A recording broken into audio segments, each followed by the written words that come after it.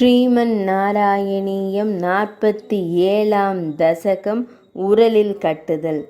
தயிர் கடைந்த தாயின் மடிதனிலே சென்றமர்ந்து உயிரமுதம் பருகினாயே தின் முலைகள் தம்மினிலே கந்தமலர் போல் குவிந்த யசோதை தட முலை தனிலே உன் அதரம் தனை வைத்து அமுதம்தான் பருகினாயே. அந்த நேரம் பால் பொங்கி அடுப்பில்தான் வழிந்ததுவே தரையினிலே உனை கிடத்தி சடுதியில்தான் சென்றாளே.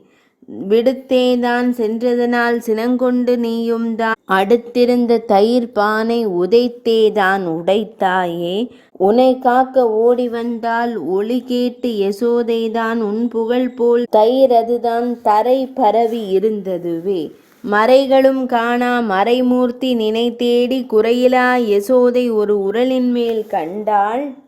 அஞ்சியது போன்றதொரு பொய்த் தோற்றம் நீ தந்தாய். பிஞ்சு முகம் கமலமென மலர்ந்தே எழில் சிந்த நினை காணாது கலங்கிட்ட யசோதை சினம் கொண்டு உனை உரலில் கட்டி வைக்க கயிறெடுத்து நின்றாளே.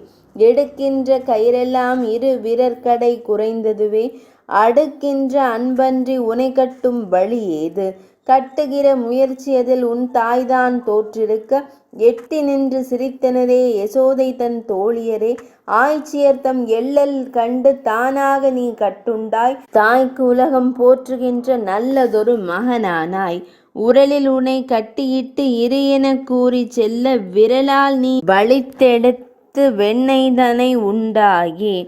பாசம் அறுத்தோர்க்கே வசப்படுவாய் கண்ணானி. பாசமிகு யசோதை உனை கட்டியது எவ்வாறென அமரர் உன்னை வியந்தனரே. பலவாறு புகழ்ந்தனரே. எமது வினையால் கொண்ட பிணிதனை தீர்த்திடுவாய்.